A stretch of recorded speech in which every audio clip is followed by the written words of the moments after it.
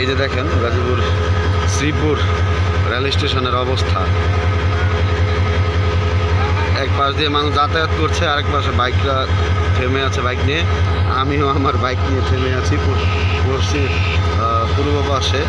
আর এই যে দেখেন ট্রেনে মানুষ উঠতেছে নামতেছে, হ্যাঁ, টিকিট ভিসা ছাড়া। আর এই যে দেখেন ড্রাইভারের সামনে দুইজন বসে আছে।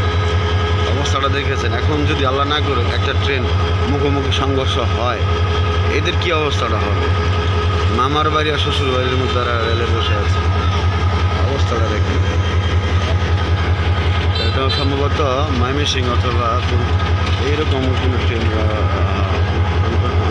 আন্তনগর ট্রেন আসছে।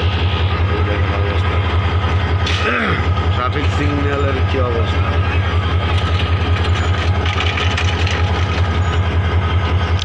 দেখছেন, এই হলো ট্রেনের অবস্থা।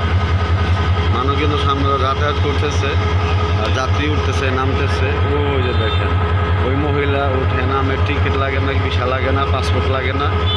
এই হচ্ছে অবস্থা। সামনে থেকে এই দুটো নামায় দেন, সামনে থেকে এই দুটো নামায় দেন। এখন বলার সাথে সাথে যে দেখছেন সামনে থেকে যাত্রী নামান।